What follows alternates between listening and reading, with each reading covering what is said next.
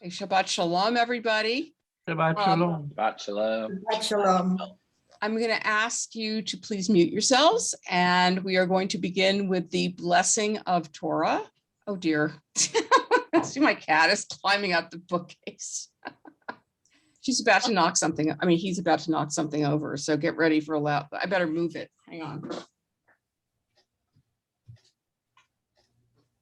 This is my, when I was an elector, I got a nice certificate, but yesterday he knocked it down. So I'm sure he's going to do that again. Okay, let me share the blessing for studying Torah. Here we go. All right. Baruch atah Adonai Eloheinu melech haolam asher kitshanu b'mitzvotav v'tzivanu la'asok b'divrei Torah. Blessed are you, Adonai, our God, sovereign of all, who hallows us with mitzvot, commanding us to engage with words of Torah. So today we are going to meet King David. Very, very exciting.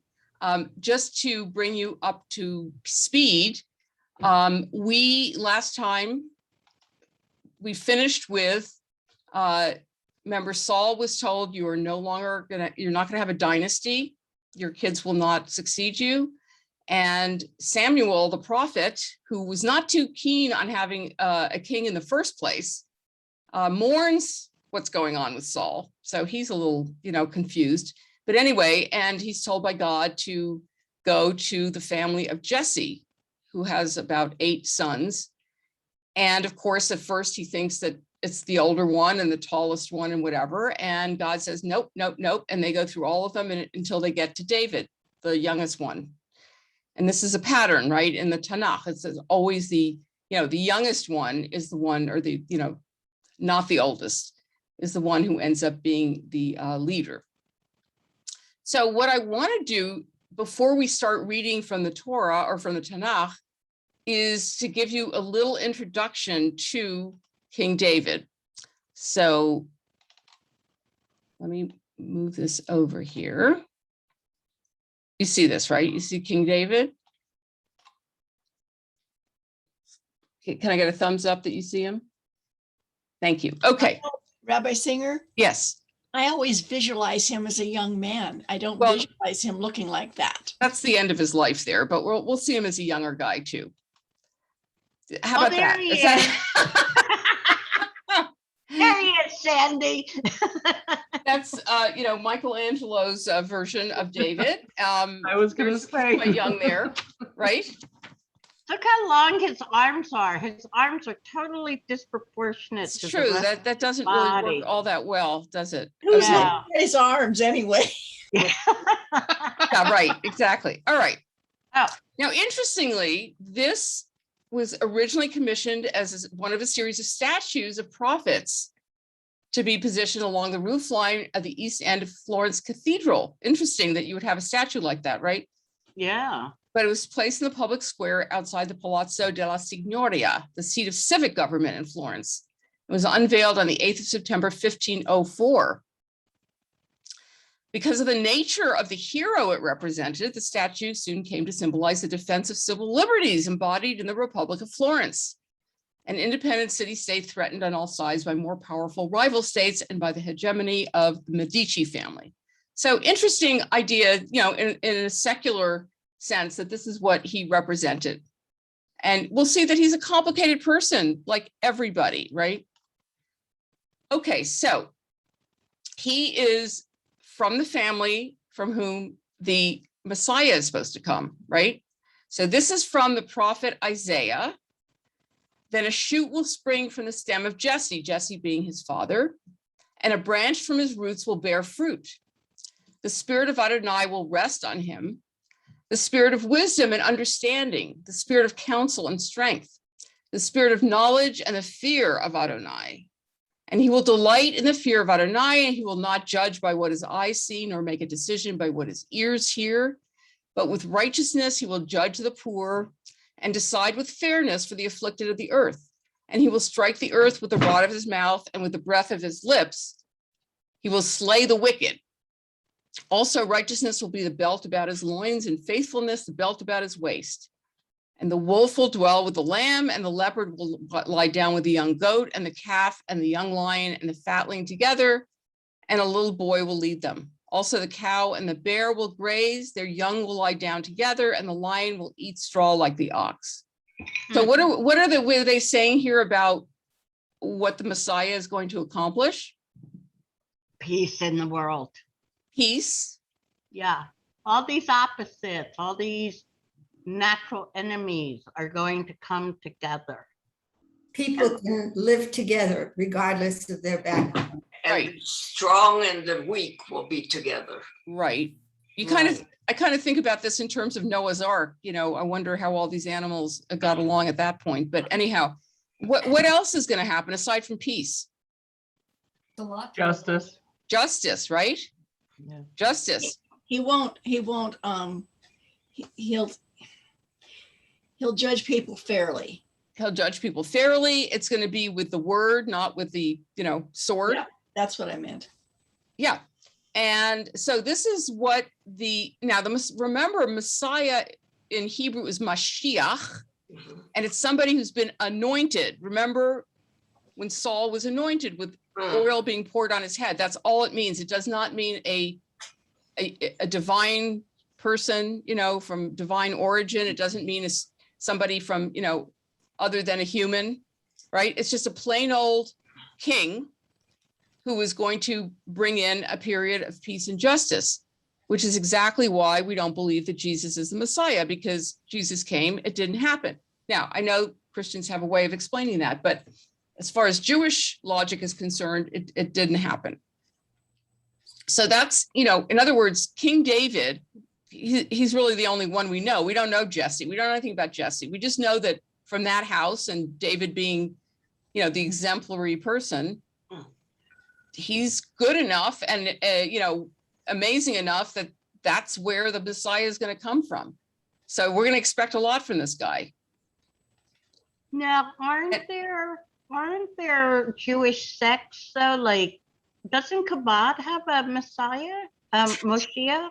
Don't they have a rabbi that they? Okay, Chabad, yeah. Chabad kind of understands Rabbi Schneerson as being a kind of Messiah. And he's going to be But it's- resurrected from the dead. So don't even ask. Oh. I mean, that sounds a little bit like, because he's theoretically dead, right?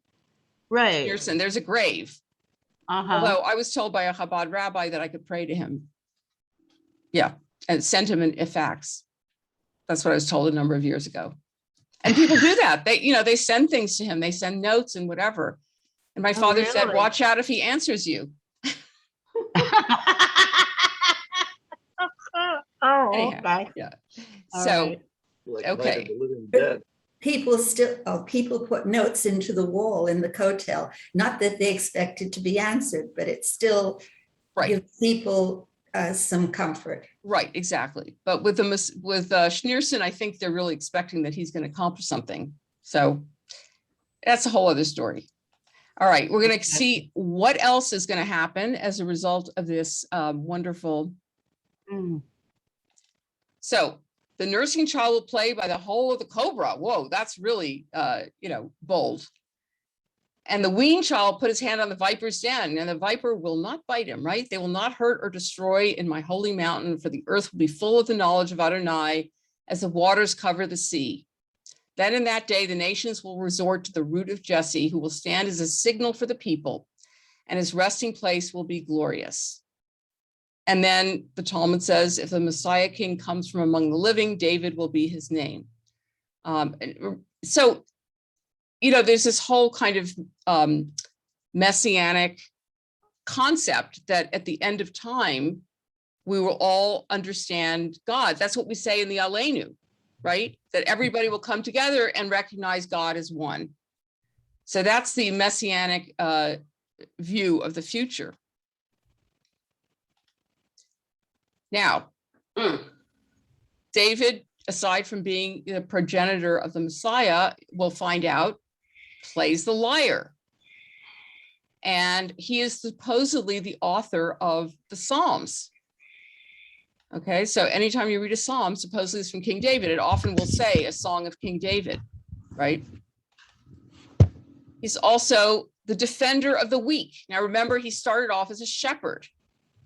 And even though the wolf will lie down with the lamb and maybe the lion too, but before the Messianic age, you're going to have lions that want to eat lambs.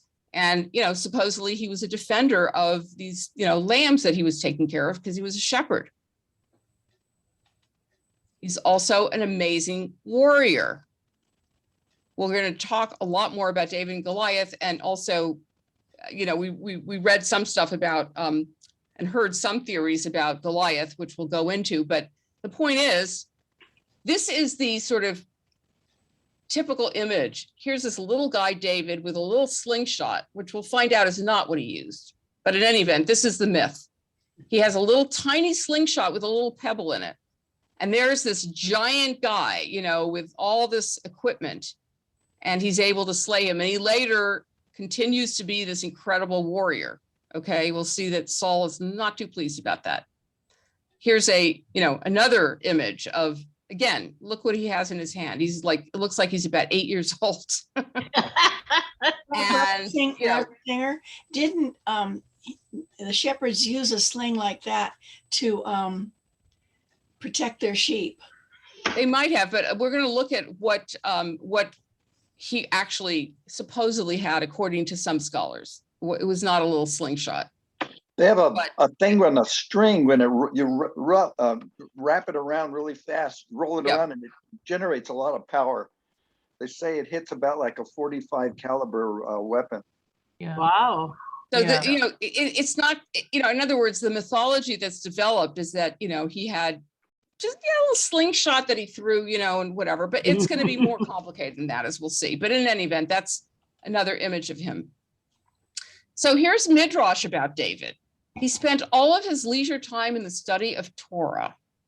Yeah, there was no Torah really. there was maybe the beginning of Torah, but not really. There was only the oral tradition at that time.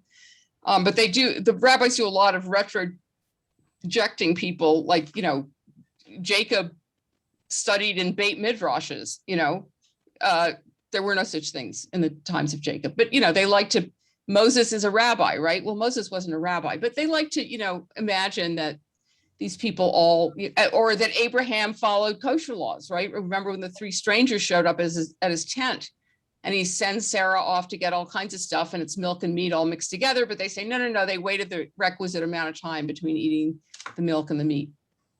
And Isaac was supposed to study Torah, and when Rebecca showed up in the afternoon and he showed her into his mother's tent, isn't that the beginning of Mincha services? Oh yeah, each of them, inaugurated a service of the day. Absolutely. Okay, so Tov Ro'i is how he's described. In other words, good looking or good to look at.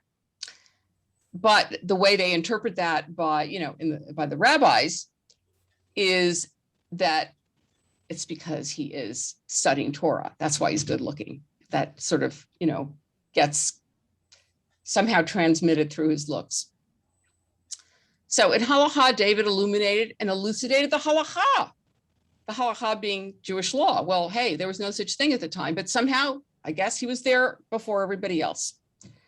In other words, that's why he was good looking, because he illuminated the Halacha. Or how was David good to look at? It refers to the fact that when a person looked at David, he immediately remembered all of his Torah learning.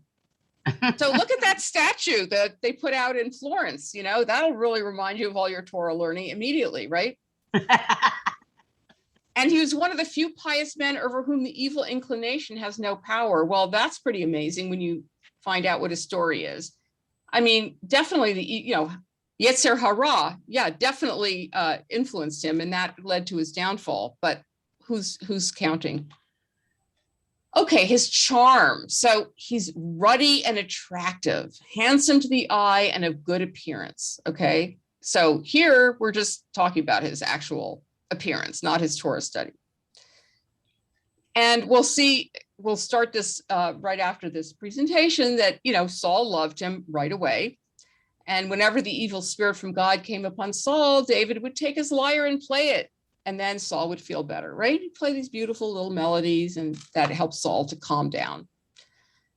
And all these people fell in love with him.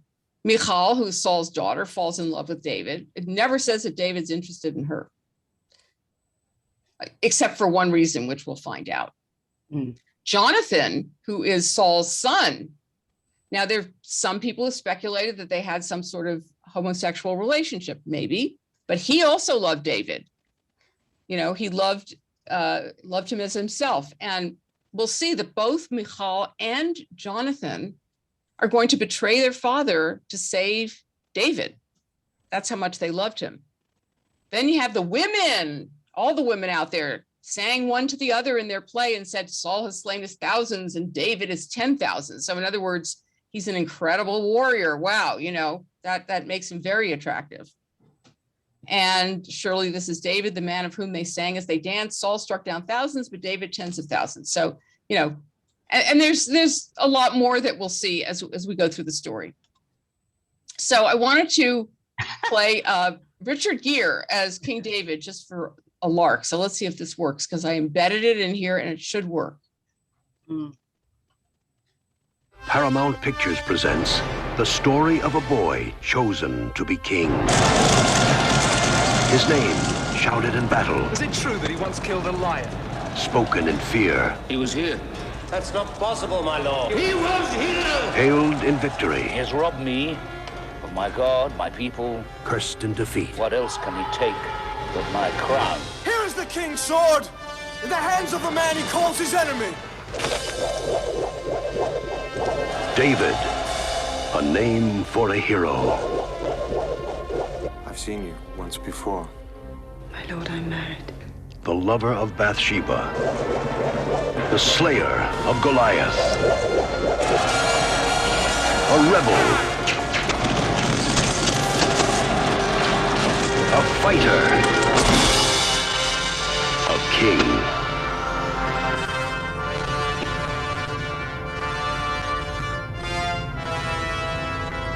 King David. And an officer and a gentleman. That's more how you imagined him, Sandy, right? Rather than that. Yeah. Okay, here he is killing Goliath. So we're going to stop this for now, and we're going to go to, okay, the cat is destroying my whole office while we're, okay. Everything's being knocked over. Okay, let me get to the text here. Okay, here we are. We went through verse 14. So, you know, this is, you know, Samuel took the horn of oil and anointed him in the presence of his brothers, etc. I'm sure the brothers were thrilled about that too, right? Mm-hmm. And the Spirit of the Lord comes on David. Now, Saul does not know that David's been appointed. He just knows that he's not going to have a dynasty. So let's begin and see what the first thing is we learn about King David. So who would like to read? I can read. Okay, Jane, and then Christine, you'll read the next section. Okay. Okay. Now the Spirit of the Lord had departed from Saul, and an evil spirit from the Lord tormented him. Saul's attendants said to him, "See, an evil spirit from God is tormenting you. Let our Lord command his servants here to search for someone who can play the lyre. He will play when the evil spirit from God comes on you, and you will feel better." So Saul said to his attendants, "Find someone who plays well and bring him to me." One of the servants answered, "I have seen a son of Jesse of Bethlehem who knows how to play the lyre. He is a brave man and a warrior. He speaks well and is a fine-looking man, and the Lord is with him." Then Saul sent messengers to Jesse and said, "Send me your son David, who is with the sheep." So Jesse took a donkey loaded with bread, a skin of wine, and a young goat, and sent them with his son David to Saul. David came to Saul and entered his service. Saul liked him very much, and David became one of his armor bearers. Then Saul sent word to Jesse, saying, "Allow David to remain in my service, for I am pleased with him." Whenever the Spirit from God came on Saul, David would take up his lyre and play. Then relief would come to Saul. He would feel better, and the evil spirit would leave him. Okay, so Saul has some kind of problem. He might be manic depressive. He just seems to have a lot of mood swings, which wasn't the case before. But ever since he found out that he's not going to have a dynasty, he's not completely okay. And so here, the first thing we see about David is he's soothing, right? He plays the lyre and all of that stuff. Okay, so he seems like a sweet little innocent guy. Unless anybody has a comment or a question, we'll go on to the next chapter. Okay, now we're going to do the David and Goliath and see what. Now, you did see in the film that we briefly saw with Richard Gere, who does not strike me as a King David, but anyhow, he is cute. So you did see what he was doing with whatever he had in his hand, the way he was swinging it. It wasn't like a little slingshot, but we'll find out more in a moment. Okay, so Jane, do you want to keep reading a bit? Sure, I will. Now the Philistines gathered their forces for war and assembled at Sokoh in Judah. They pitched camp at Ephes Dammim between Sokoh and Azekah. Saul and the Israelites assembled and camped in the valley of Elah and drew up their battle line to meet the Philistines. The Philistines occupied one hill and the Israelites another, with the valley between them. Okay, I'm just going to stop for a second because there are a couple of notes I wanted to mention about what we read before. So remember when Saul was looking for his donkeys, he sought counsel from one of his lads, and now he's again seeking counsel. He seems to really need other people to help him figure out what to do.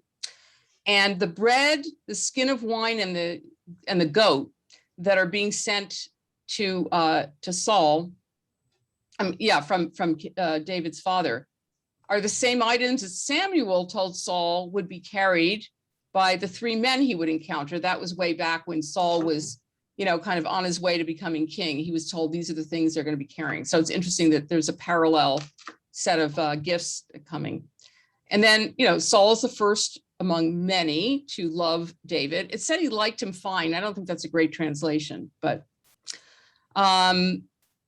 so this whole episode is going to begin with the good spirit of God turning away from Saul, and then David is able to turn away the evil spirit and bring back the good spirit. So, okay. And then now on the next chapter, we see that once again, the Philistines are a threat. Now, Jenny sent out an article. If anybody didn't get it, let me know and I'll make sure you see it. But there's this thought that the Philistines weren't like conquerors. They were more like, people who just kind of came in and looted or whatever, but they weren't like conquerors. But whatever they were, they were a pain in the neck. They were constantly threatening the Israelites. So here we are again. And this is really, this was the original reason that the Israelites wanted a king, was so they could fight the Philistines, because otherwise it was just one or two tribes against the Philistines. And so they needed some kind of national organization and army to fight them. And this is where, Saul has done some of that, but David will do even more. Okay, so we'll go back to, all right, please. Okay, a champion named Goliath, who was from Gath, came out of the Philistine camp. His height was 6 cubits and a span. He had a bronze helmet on his head and wore a coat of scale armor of bronze weighing 5,000 shekels. On his legs, he wore bronze greaves, and a bronze javelin was slung on his back. His spear shaft was like a weaver's rod, and its iron point weighed 600 shekels. His shield bearer went ahead of him. Okay, so in this description, we see really intense, heavy armor, right? And in contrast to what we'll see about David. So Goliath is kind of dependent on these implements of war in order to be a warrior, as opposed to what we'll see with David, which involves a certain amount of sechel, how am I going to use my much more limited, weaponry to defeat this guy? Also, he has his shield bearer ahead of him, right? So, it seems like he's depending on all of this other outward stuff in order to be this strong warrior. Now he's a really huge guy with all this armor. So he sounds very scary, but maybe that isn't really what's needed to win, but we'll see. Okay, let me. Goliath stood and shouted to the ranks of Israel, "Why do you come out and line up for battle? Am I not a Philistine, and are you not the servants of Saul? Choose a man and have him come down to me. If he is able to fight and kill me, we will become your subjects. But if I overcome him and kill him, you will become our subjects and serve us." Then the Philistines said, "This day I defy the armies of Israel. Give me a man and let us fight each other." On hearing the Philistines' words, Saul and all the Israelites were dismayed and terrified. Okay, so, here's this big giant with all this armor saying, hey, see if you can find someone to fight me, and, we'll see what we'll do. And they're all trembling. Oh my goodness. So let's see now. What about David? David was the son of an Ephrathite named Jesse, who was from Bethlehem in Judah. Jesse had 8 sons, and in Saul's time he was very old. Jesse's 3 oldest sons had followed Saul to the war. The firstborn was Eliab, the second Abinadab, and the third Shammah. David was the youngest. The 3 oldest followed Saul, but David went back and forth from Saul to tend his father's sheep at Bethlehem. All right, anything surprising about this paragraph? It sounded like he was already with Saul. Exactly. All of a sudden we're being introduced to David, son of Jesse, who had 8 sons. Didn't we already know this? So what's that about? So I think that this is, as Iran is teaching us, this is a compilation between the northern and southern narratives. Right, yeah. After the Assyrian invasion. Right. Well, we don't know exactly where these sources are from, but clearly these are 2 different versions of how Saul was introduced to David, right? One is with the lyre and one is, what's interesting is, we're used to a sort of Western Greek logic. How do we have 2 different stories? That doesn't make sense. But in the Hebrew mind, it's not like they're contradictory, they're complementary, right? They give us 2 different aspects of David, because David had both. And it doesn't bother the Hebrew mind to say, oh, we met him once before, we're going to meet him again. It's a little odd because like Saul would be introduced to this kid, and doesn't he already know him? He's been calming him down for a while. He loved him. This is not a surprise, but no big deal. It's like I like to say, the first 2 stories in the Torah, the 2 creation stories are very different as well. The first one, God creates this world where everything is, symmetrical. Every day looks exactly like the other day in terms of how it's created. Everything's in its place. Dry land is separated from water, light from darkness, the whole thing. And then you have this other story where the order is different, and you introduce these 2 human beings who screw everything up within minutes. In the first story, God creates human beings by the word, very distant, right? Like God says, let there be a human being. In the second one, God takes earth and blows into it, very, very intimately involved in creating this human being. So like, wait a minute, which story is the right one? They both are. There's the God that's transcendent, that's far away, that we can't really ever know or reach. And there's a God that's intimate, that with whom we have a relationship. And again, it gives you different aspects of God and our relationship to God. The Orthodox would say, well, it's not two different sources, it's just two different perspectives, right? The first one is like a wide shot, the second one is like a close-up. However you look at it, this happens time and time again, and also in all the commentary that we have on the Tanakh and on the Talmud, you have all these different opinions. They're all right, as long as you don't say Jesus is our savior. You're okay.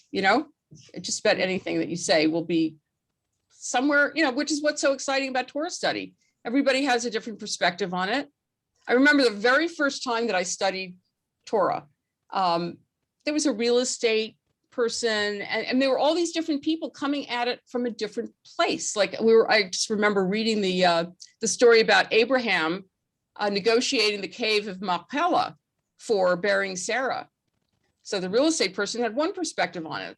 Somebody who's in a more literary mode would look at it differently. So all of it is true. So we have David. We'll see David is a multifaceted character, and he's flawed, and we all are.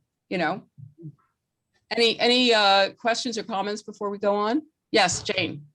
One way to figure out when the books of Samuel were written is by looking at Goliath's armor. And he has the armor of a Greek hoplite. And the Egyptians used Greek hoplites as the advance for their army, especially in controlling this Levantine area. Interesting. So if you look at it from an archaeological point of view, this story wasn't written down until at the very, very earliest, the 8th century. But he is dressed just like a Greek hoplite. And I've read archaeological studies that compare him to the sculptures and the paintings and the pottery of this Greek period. Oh, great. Thank you. How do we know that? Huh? How do we know that that's what his armor looked like? That we don't have reliefs of him or pictures? Oh, yeah. Oh, no, you have, well, I'm not understanding the question. I'm sorry. She wants to know how you know that it's like Greek armor. It's just from the description, I assume. Because you have all of the sculpture and you have the reliefs. Hold on. No, don't hold on. When somebody else reads, I will go and get you the book, read the book, then we'll argue. Okay, no, I think Gail's asking how you know what Goliath's armor looked like, right, Gail? Oh, because it's here. It's described for you. It's described for you. It's very interesting, yeah. So see, I mean, he's like, remember when we were little and we played with paper dolls and we had all these little costumes for them? I'm really showing my age. But I remember, Jane. It's the same thing. You just put on this helmet and the bronze. A lot of it has to do with the medals and the way he's equipped.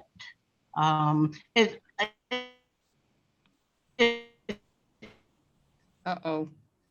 Jane, you kind of, okay, we lost Jane. Hello? Yeah, now there's a black picture. Oh, there you are. There you are. Here. When did they stop using bronze as armor?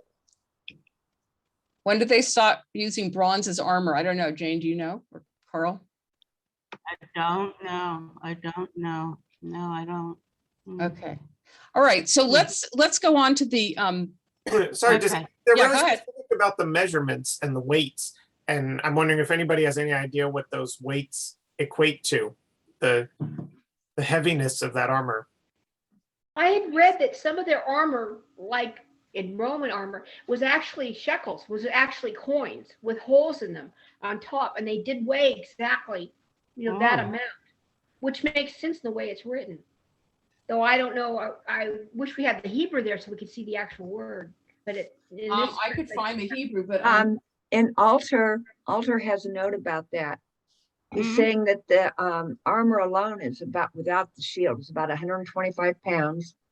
And for the size of Goliath, he says 6 cubits in a span would make him over 8 feet tall.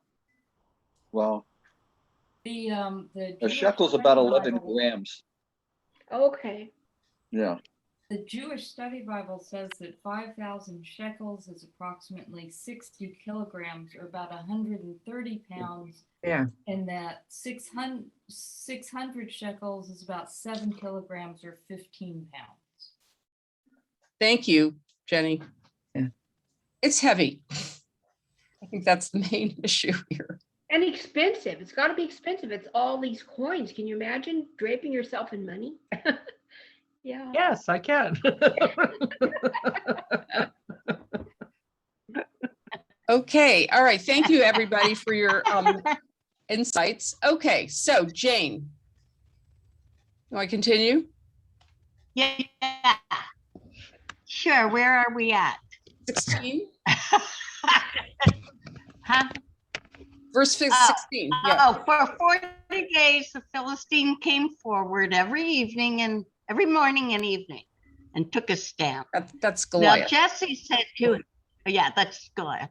Now Jesse said to his son David, take this ephah of roasted grain and these 10 loaves of bread for your brothers and hurry to their camp.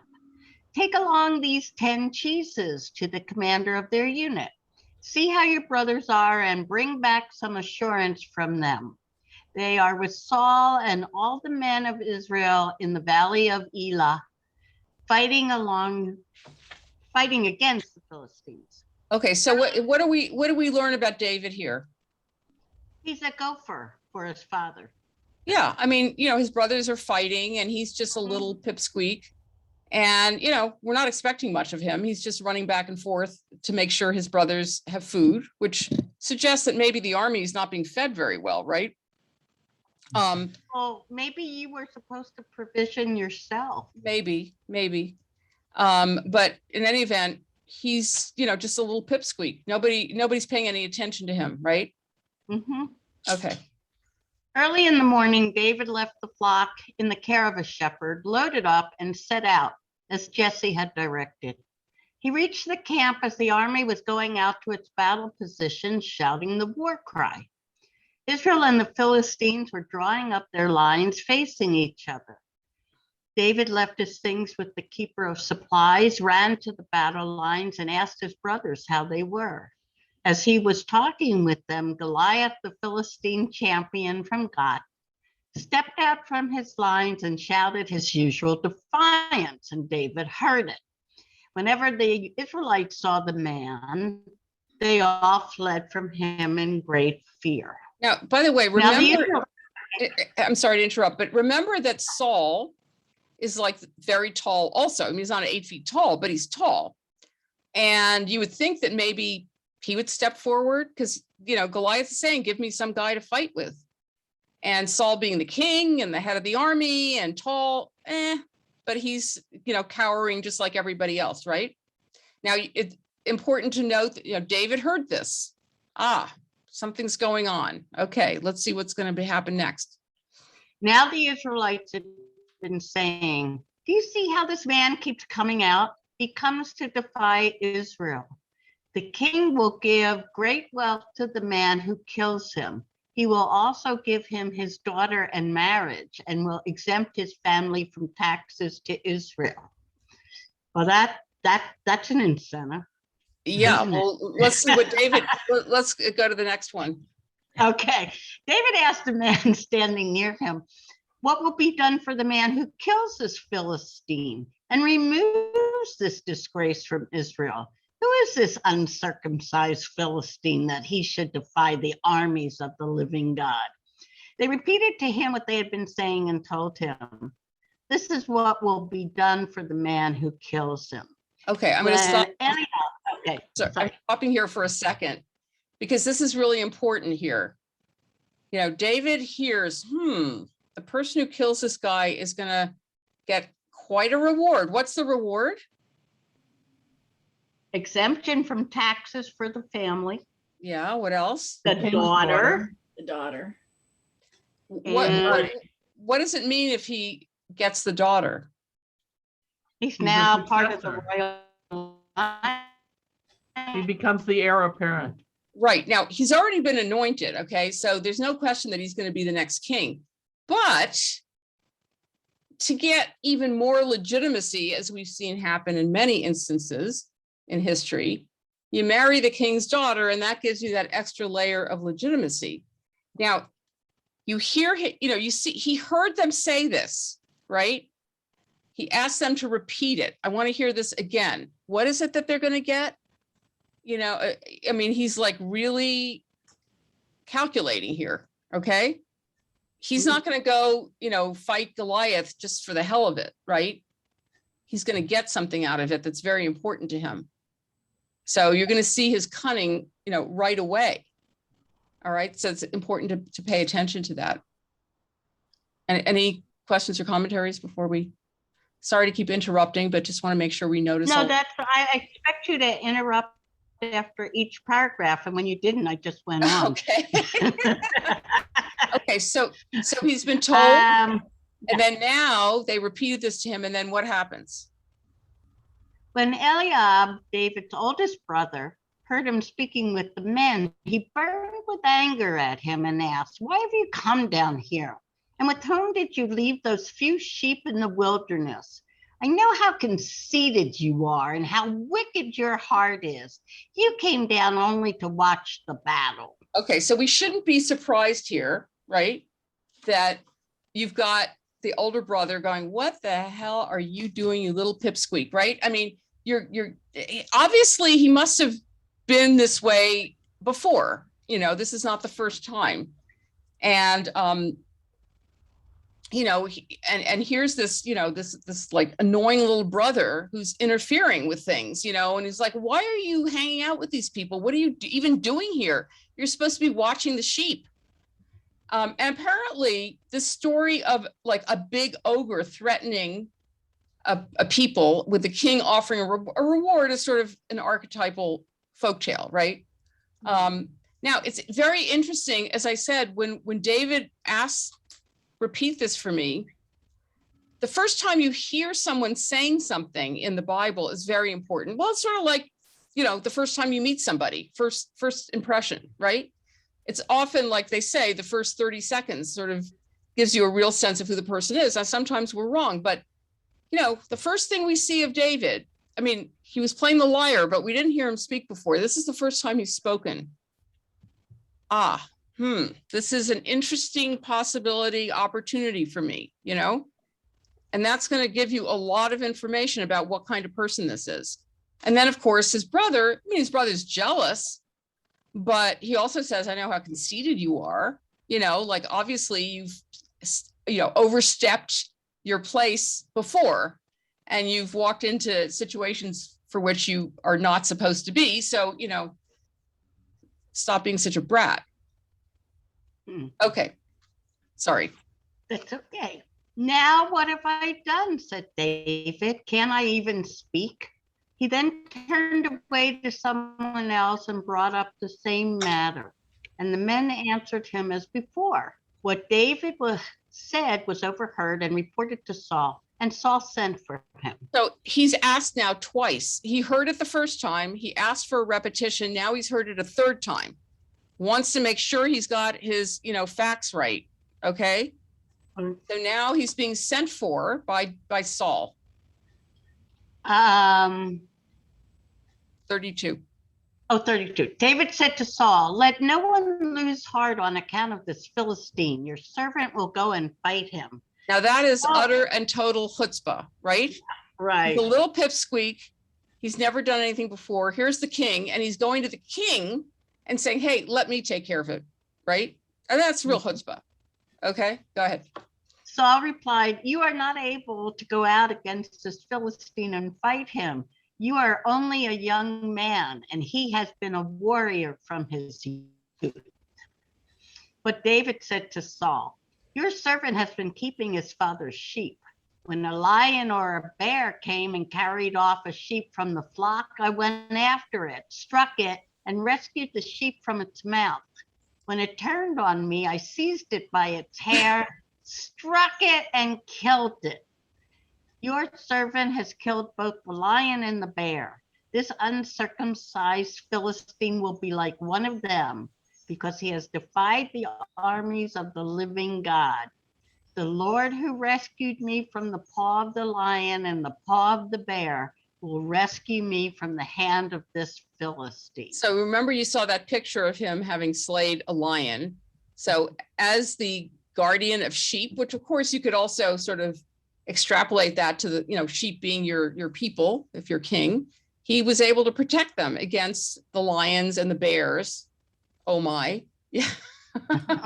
And here's this little kid, who knows how old he is, maybe 16, let's say. And he was able to, kill a lion and a bear. I mean, that's not easy to do, right? It's pretty much with his bare hands, right? I seized him by his hair. So he's strong, among other things, and fearless, right? Saul said to David, "Go, and the Lord be with you." Then Saul dressed David in his own tunic. He put a coat of armor on him and a bronze helmet on his head. David fastened on his sword over the tunic and tried walking around because he was not used to them. "I cannot go in these," he said to Saul, "because I'm not used to them." So he took them off. Then he took his staff in his hand, chose five smooth stones from the stream, put them in the pouch of his shepherd's bag, and with a sling in his hand, approached the Philistine. Okay, so here he is. He's been given all kinds of armor, but he's not interested in using any of that. And he takes these little stones and puts them in his pouch, like pouch is no big deal, and his sling, okay? And he's now ready to confront this big giant with, pounds and pounds of armor. Okay, I'm going to give you a break and let Christine pick it up here. Thank you. Christine, you're muted. Okay. Meanwhile, the Philistine, with his shield bearer in front of him, kept coming closer to David. He looked David over and saw that he was little more than a boy, glowing with health and handsome, and he despised him. He said to David, "Am I a dog that you come at me with sticks?" And the Philistine cursed David by his gods. "Come here," he said, "and I'll give your flesh to the birds and to the wild animals." It's like, hey, give me something that I can really, show my prowess for, not this little guy, who's got a couple of sticks and some stones, what the heck? But just remember what Goliath is saying, because we're going to go back to that in terms of analyzing who Goliath is, what his condition is, etc. Okay. David said to the Philistine, "You come against me with sword and spear and javelin, but I come against you in the name of the Lord Almighty, the God of the armies of Israel, whom you have defied. This day the Lord will deliver you into my hands, and I'll strike you down and cut off your head. This very day I will give the carcasses of the Philistine army to the birds and the wild animals, and the whole world will know that there is a God in Israel.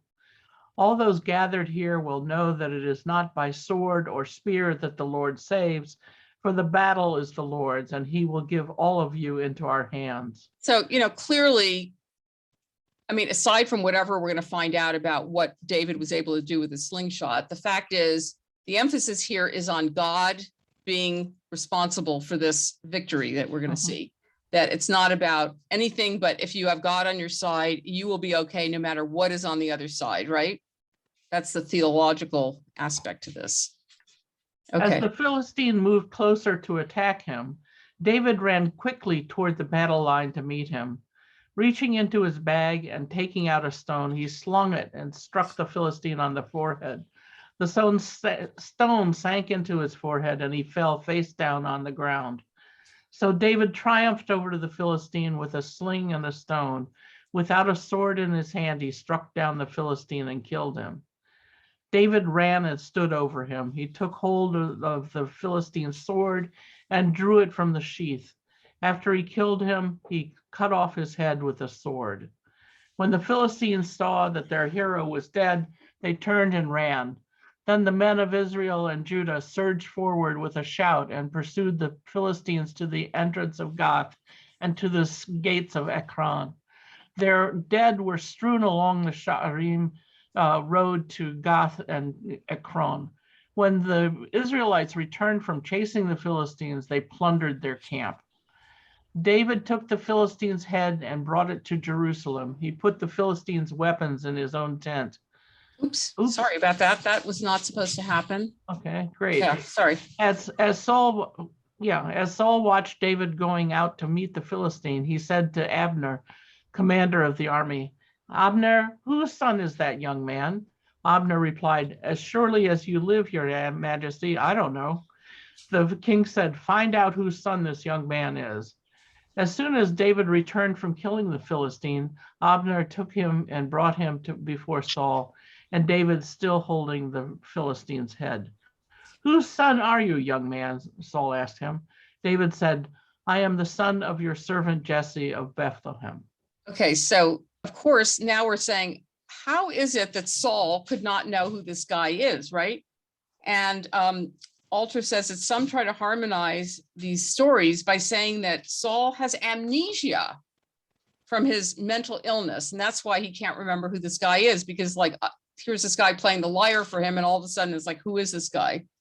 But it's clearly two traditions, and they're juxtaposed because it shows you two different sides of David. So now we're going to look at some more information about this Goliath business.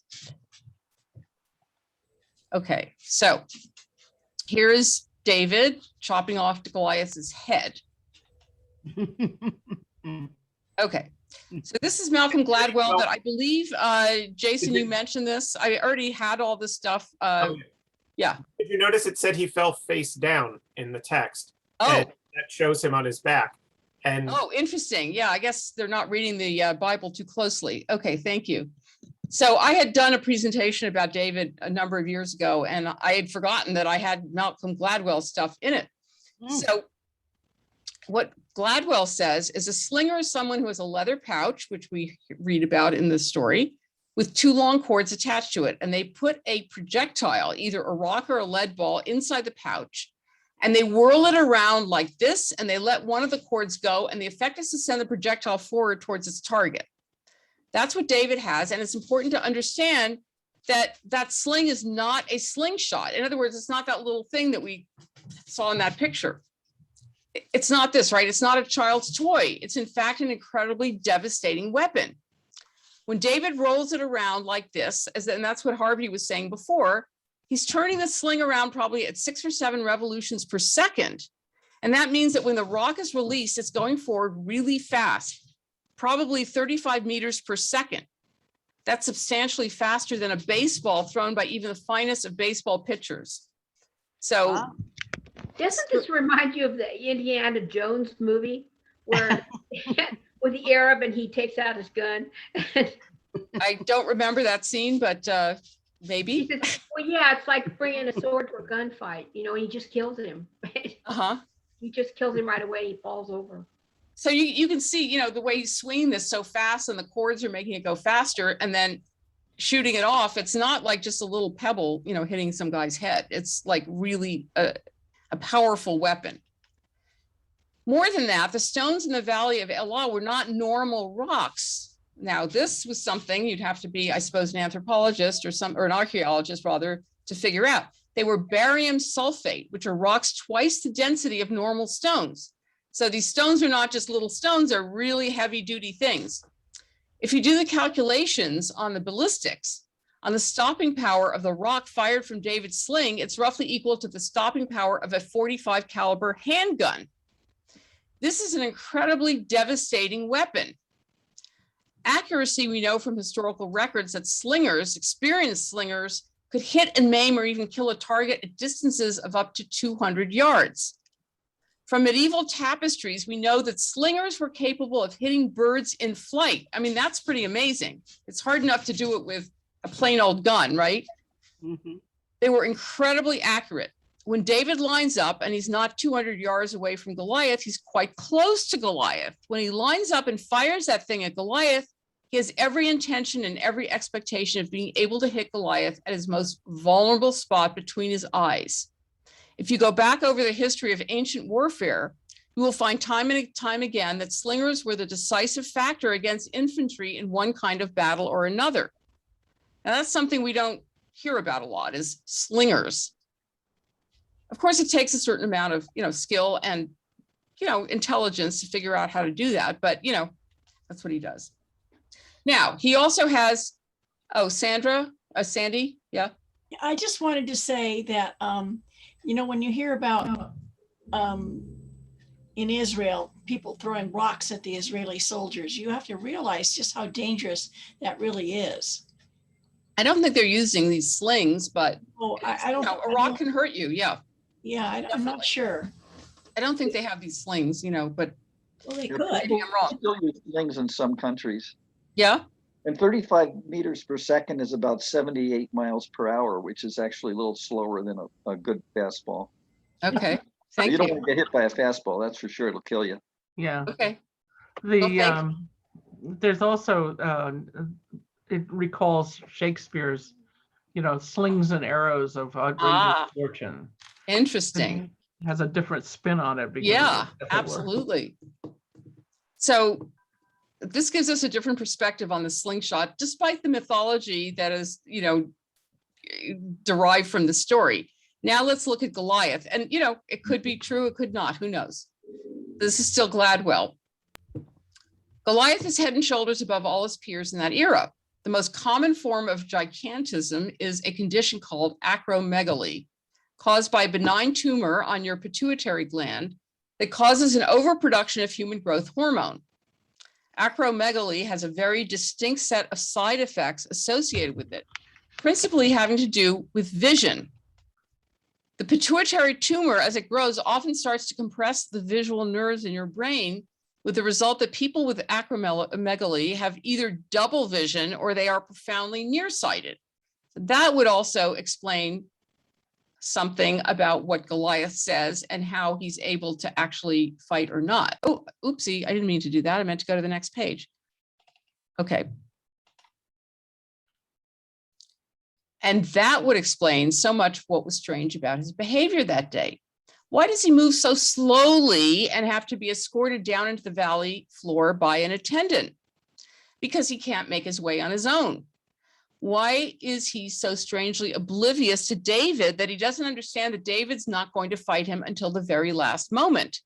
Because he can't see him. So he could have thrown his spear at David, much earlier, but he waits until he's pretty much, face to face with him. When he says, "Come to me that I might feed your flesh to the birds of the heavens and the beasts of the field," the phrase "come to me" is a hint also of his vulnerability. Come to me because I can't see you. And then there's, am I a dog that you should come to me with sticks? He sees 2 sticks when David is only 1. So he's seeing double. He's slow.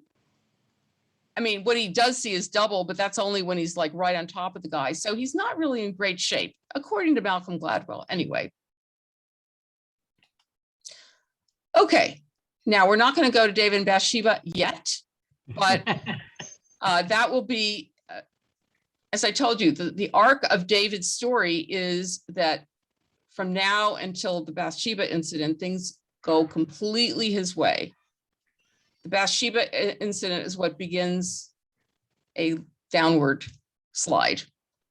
So any comments before we leave the Goliath story? Or yes, Jason. Well, I just wanted to an addendum to Gladwell.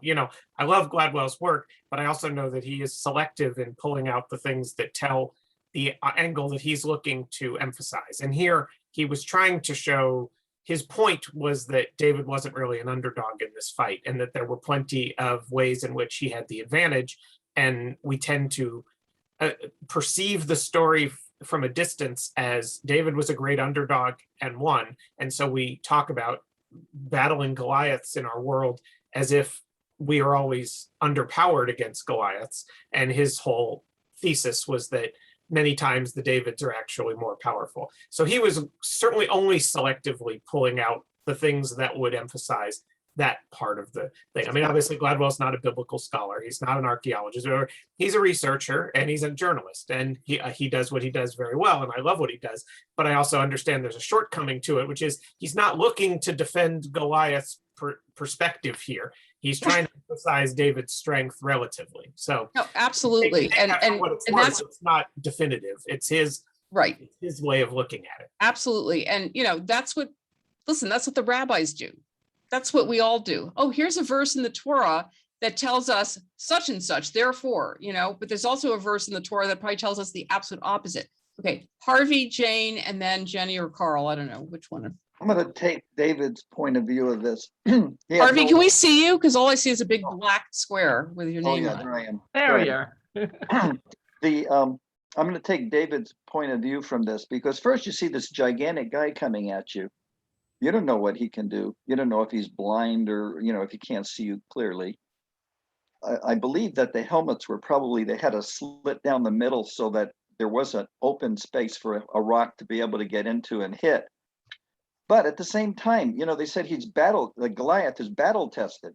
That means that he's gone through a lot of these kind of fights. So it means he's won a lot of fights. It'd be like going into the MMA or something. It's not some guy who's crippled is not going to go into the MMA. So that doesn't make any sense. I think, so Gladwell, I think, is trying to make a point, but I don't go along with his point other than, his like a poetic way he's looking at it, but I don't go along, plus his math was off as well. So no, you're absolutely right about that. That's a very good point. Okay. Jane. I was just going to point out that while David is very successful in this confrontation with Goliath, we're going to see it's not a straight arrow arc up to the top. He's going to have a lot of setbacks, and he's going to be he's going to have to leave the palace. He's going to have to take refuge because Saul is after him. I mean, he leaves Michal on their wedding night. I mean, who wants to do that? So there are going to be some setbacks here, even though I agree. I think Jason's point is excellent, that, he has a lot more going for him. I didn't realize it until we were going through this discussion, because I always see David as the underdog here.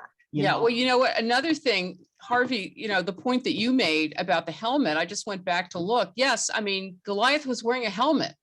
So it's pretty interesting to think about how a stone, no matter how hard it was sent, got to kill him right here. Because I kept imagining him without a helmet on, but he actually had a helmet on. Those old helmets had a slit down right. Okay. And eye holes. So if he actually didn't hit him between the eyes and he hit him in the nose is totally open in those helmets. As is the mouth. And it's also right between the eyes. Yeah. I mean, this is the vulnerable spot, not here. Yeah. Like, okay, Jenny. Jenny. Oh, I'm sorry. Go ahead. I was saying, just to follow up on what Jason and Harvey had said. So the Jewish Study Bible points out that sending one soldier to fight against an opposing soldier was common in warfare of the time, and that was to sort of preserve life. So you didn't lose a whole army, you lost a man instead of a whole army. And I was also thinking that without the Goliath doesn't have to be seen as being impaired, and again, you wouldn't send sort of an impaired soldier to represent.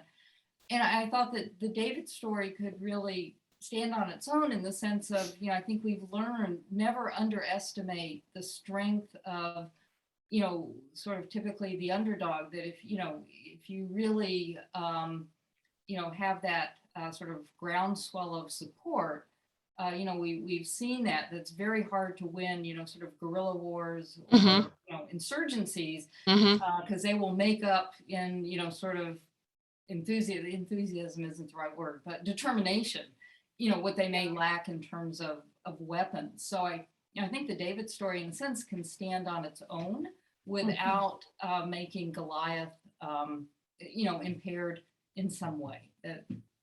Yes, it's a nice metaphor for that. Yeah. Okay, so and they don't cancel each other out, because if you figure, what are the odds that within an army there are going to be X number of people who are extremely nearsighted in a time when there are no glasses? Okay, quite a few. So you get somebody who's really going to be lethal if you set them up, and you set them up, right? This was the same thing that the Norman army did. Let me just cancel this. The Norman army did with their giant Hrolf, and Hrolf came down to us as Rollo, and he was described as being so large he had to walk into battle instead of riding a horse. Okay, and it's like, that's pretty scary. And basically they set him up because once he was there, he could kill anything around him. Okay, so it doesn't exclude some forms of impairment. It just is you use the soldiers that you've got and you try to deploy them in the best possible way. It's standard military craft. Yeah. Jane, did you have something else you want to add? Yeah, I was just wondering about this armor bearer in front of him. If he's carrying armor, I'm not quite sure of the. He had a shield, apparently, or a shield or something. Yeah. Would it also have hampered Goliath's vision by shining in his eyes? I suppose one could come not up with a only theory have like the that. double vision, but you can't see. That's how I envision it. Is that he's getting a reflection back also. So all of this is basically midrash, right? Malcolm Gladwell is doing midrash, So, and then, the story, listen, the image that we have of King David, if we don't delve into the biblical material, is that he is this great hero who is perfect, right? I mean, the midrash says he studies Torah, he reflects the study of Torah, he's so wonderful, whatever. But we're going to find out that he's much more complicated than that. So people pull out of these stories what they wish to pull out, right? As Jason said, Malcolm Gladwell has a point to make, and he's making it with this. The rabbis do that all the time, right? I remember I had a professor of Talmud who, said, okay, the Reform movement says, Jewish tradition is against the death penalty. And, here are all these proofs of that. Well, actually, that's not true, because here are all these proofs that they actually weren't against the death penalty. So, I actually, what I think is the most interesting approach is not to try to cherry pick things to prove your point. It's more to try to look at how they come to a particular understanding, right? So if you look at the Talmud, for example, it's really more about how to have a discussion, how to look at things in terms of how far can you take this argument? So it's more about the process than the results, right? So we can look at all of these different ways of interpreting it. We don't have to say this is the definitive way. They're all kind of interesting, and they all kind of work together, as some of you said. So thank you for those great comments. All right, so let's go on to the next chapter. And now we're going to meet Jonathan, who is the son of Saul. Okay, Christine, you want to keep reading? After David had finished talking with Saul, Jonathan became one in spirit with David, and he loved him as himself. Again, let me just point out. So you had first Saul being, in love kind of with David. Now you have Jonathan. Okay. Remember, Jonathan was the one who ate the honey, and was supposed to be killed by his father, but he was spared. So this is going to be interesting. Okay. Sorry. From that day, Saul kept David with him and did not let him return home to his family. And Jonathan made a covenant with David because he loved him as himself. Jonathan took off the robe he was wearing and gave it to David, along with his tunic, and even his sword, his bow, and his belt. Whatever mission Saul sent him on, David was so successful that Saul gave him a high rank in the army. This pleased all the troops and Saul's officers as well. Okay, so right now, so Saul is real happy with David. David is there with the lyre to calm him down. David was able to defeat Goliath and make all the Philistines run away. He's promoting him. Of course, remember that he was supposed to get Saul's daughter in marriage, and that has not happened. Now let's see. Now this is sort of like, remember the movie All About Eve? Yeah, right. Sometimes, you have a protege, you help them out, they achieve a certain rank, and then you're really sorry that you ever did anything to help them. Jenny?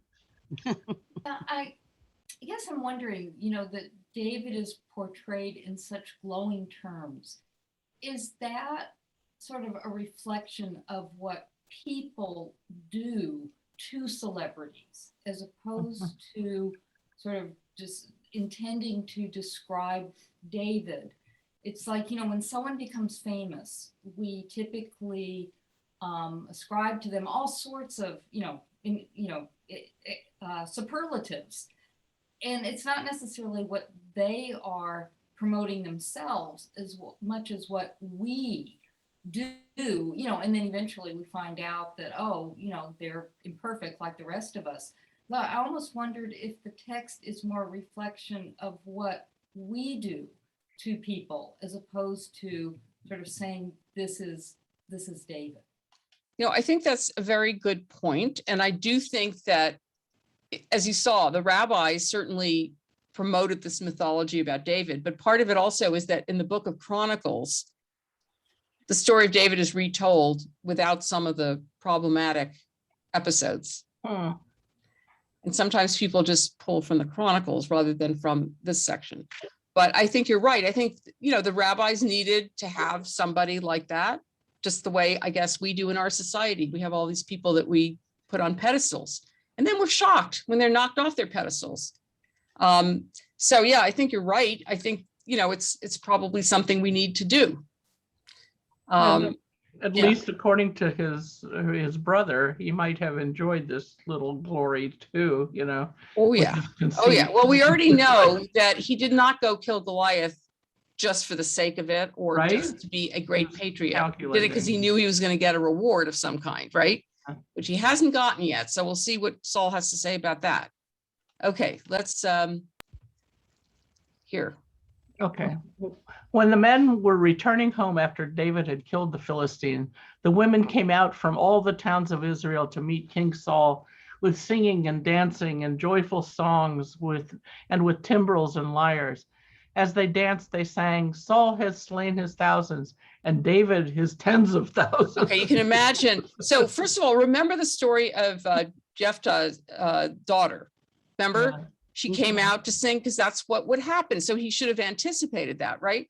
So young women would come out after a victory and they would sing and dance and do all this stuff, right? And actually after the crossing of the Sea of Reeds by the Israelites, after they left Egypt, Miriam led the women in song and dance with her timbrels, So this is what would happen. Now they're saying, oh, Saul's okay, but hey, look at this guy, David. Well, that is not going to sit very well with Saul. So Saul's doing, what am I, chopped liver? Exactly. Saul was very angry. Chopped liver back then? Yeah. We can retroject that. Yeah. You're right. That was not in the text. Saul was very angry. This refrain displeased him greatly. They have credited David with tens of thousands, he thought, but me with only thousands. What more can he get but the kingdom? And from that time on, Saul kept a close eye on David. The next day, an evil spirit from God, I've got to ask you about that, by the way, came forcefully on Saul. He was prophesying in his house while David was playing the lyre, as he usually did. Saul had a spear in his hand, and he hurled it, saying to himself, I'll pin David to the wall. But David eluded him twice. Okay, so this is something I really love in the story. So you're going to see that over and over again, Saul takes a spear and throws it at David, like trying to kill him over and over again. I thought this would be amusing for my confirmation students a number of years ago. I'm not sure how amused they were, but in any event, there's just like this constant effort to kill this guy. Yeah, okay.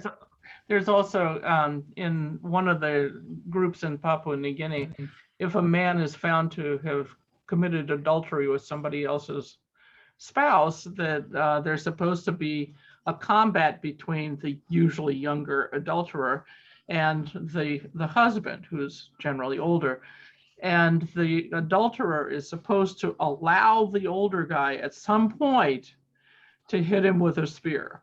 But this can become extremely humiliating for the spear thrower. Yeah. And generally is, you know, it took 12 tries before he finally hit me, and you know, and so on. Well, that's what's going to happen to Saul, as a matter of fact. He's going to constantly try to kill David and never succeed. So that really bothers him too. Yeah. Okay. You want to pick Saul was afraid of David because the Lord was with David, but had departed from Saul. So he sent David away from him and gave him command over 1,000 men. And David led the troops in their campaigns. In everything he did, he had great success because the Lord was with him.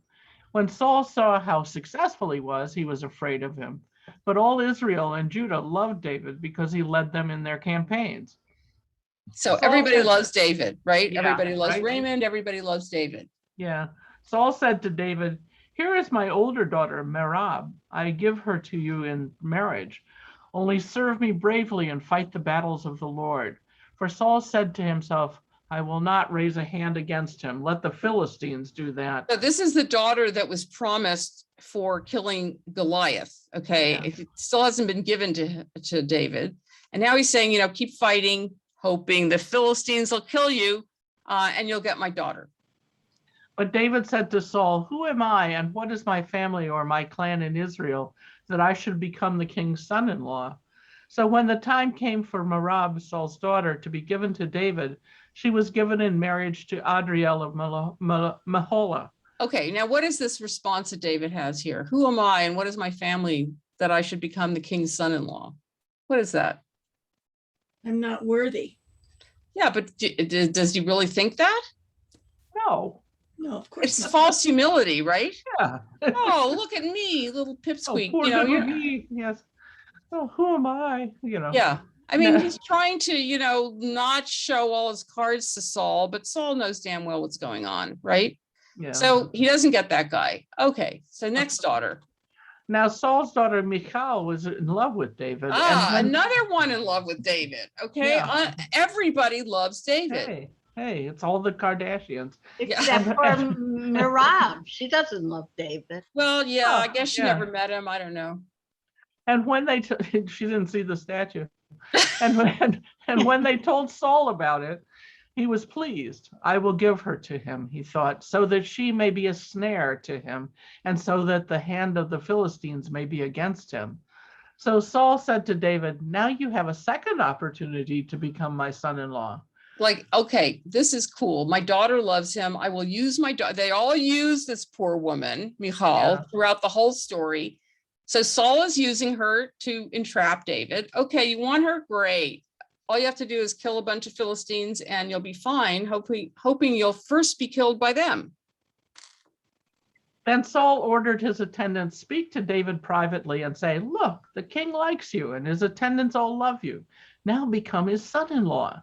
They repeated these words to David, but David said, "Do you think it is a small matter to become the king's son-in-law? I'm only a poor man and little known." So, you know, beg me to do this, right? Yeah, right. Like, it's like when Abraham is negotiating for the cave, right? Yeah. They say, "Take it, you don't need to pay us for it." And he insists on Uh-huh. paying because he knows very well that he needs to have the ownership of the land. And, you know, this is a negotiating tactic. And that's what he's doing here.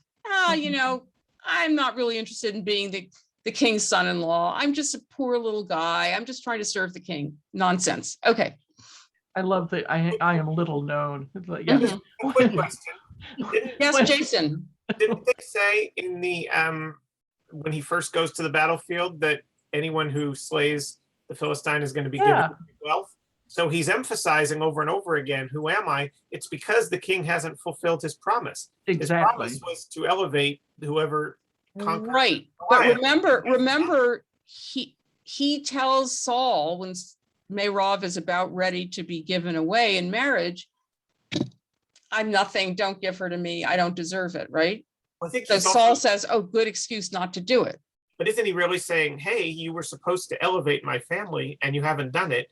And Yeah. if you would have done what you were supposed to do as promised, I would be worthy. So I think he's almost trying to play a little bit of a game of, let me show you what your failing has been in living up to your promise. Oh, okay. Yeah, All right, I that's like- an I interesting like idea. it, Jason. I It's like it, Jason. passive aggressive, but it's No? That's it. Yeah. That's an interesting perspective on it. Yeah, I like that, Jason. Yeah. I'm just thinking Yeah. he's trying to be falsely, humble.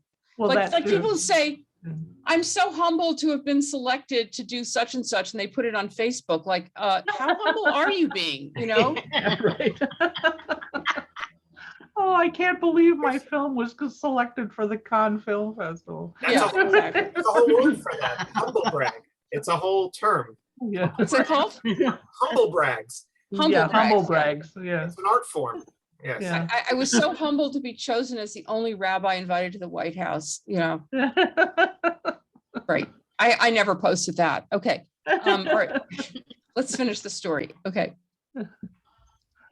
Okay. When Saul's servants told him and what David had said, Saul replied, "Say to David, the king wants no other price for the bride than 100 Philistine foreskins." Nice. To take revenge on his enemies. Saul's plan was to have David fall by the hands of the Philistines. When the attendants told David these things, he was pleased to become the king's son-in-law. So before the allotted time elapsed, David took his men with him and went out and killed 200 Philistines and brought back their foreskins. They counted out the full number to the king so that David might become the king's son-in-law. Then Saul gave him his daughter Michal in marriage. When Saul realized that the Lord was with David and his daughter Michal loved David, Saul became still more afraid of him, and he remained his enemy for the rest of his days. The Philistine commanders continued to go out to battle, and as often as they did, David met with more success than the rest of Saul's officers, and his name became well known.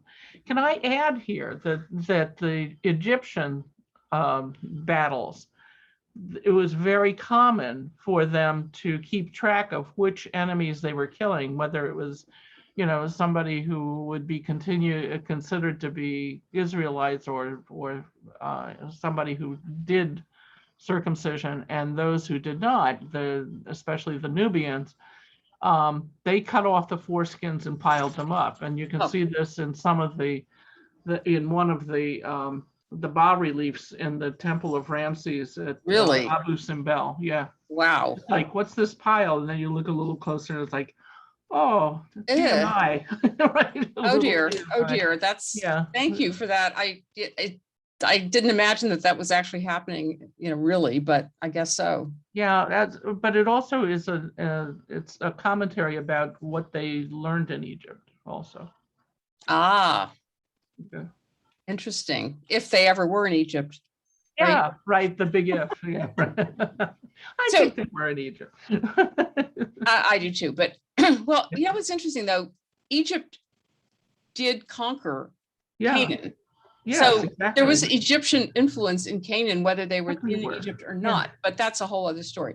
So, what's interesting, it just occurred to me, later on, what you're going to see is that when the story of Bathsheba comes along and he has sex with her and makes her pregnant, and then he tries to get, and he succeeds in getting her husband killed by sending him off to battle. That's exactly what Saul is trying to do to him here. Yeah. And then he turns around and does it, but he does it successfully. Unfortunately, poor Saul, whatever he tries to do, the guy still makes it. He throws his spear at him. He misses. He sends him out to kill 100 Philistines. He kills 200. He's hoping that, Sandy. Saul's always been a bumbler. Yeah, it's true. Sandy? I don't know where I read it. It was in a novel, a book, and it is basically said that Saul had seizures and kind of like he was psychotic episodes. Mm-hmm. That's how it described it I can't remember the name of the book. Right. Well, he had something, he was, mentally unstable or whatever. I mean, they describe it as somebody was going to ask about this, that God put an evil spirit in him. I mean, that's the only way they could explain, mental health issues, right? God must have put a bad spirit in you or something like that. I'm sure that happens in many cultures, right, Christine? Yeah. Exorcisms. Exactly. He sounds bipolar, maybe. What? He sounds bipolar, maybe. Yeah. He's been diagnosed, as bipolar, but we don't know for sure. But as I said, it's explained by God doing this, right?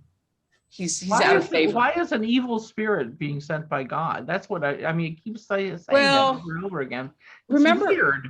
Well, remember, we're considered to have a Yetzer Tov and a Yetzer Hara. So we have an evil inclination and a good inclination. Yeah. And evil, I mean, I guess it depends on what you mean by evil, but it's the baser instincts that we have, more of the animal instincts.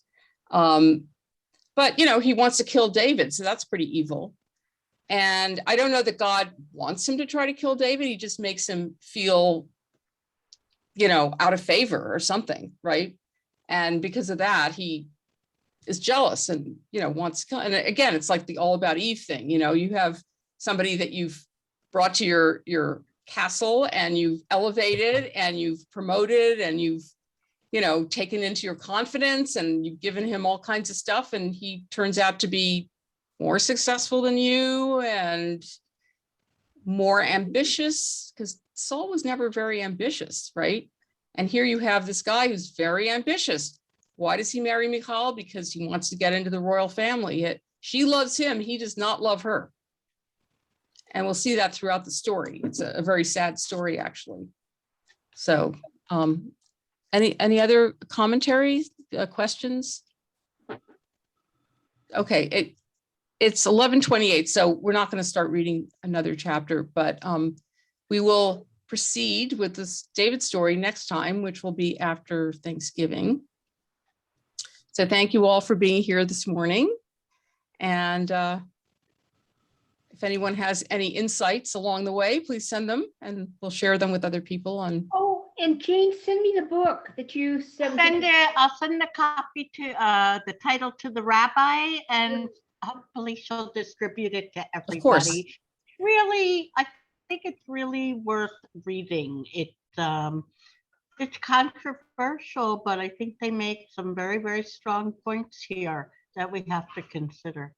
Okay, great. Thank you. All right, Shabbat Shalom, everybody. Nice to see you all.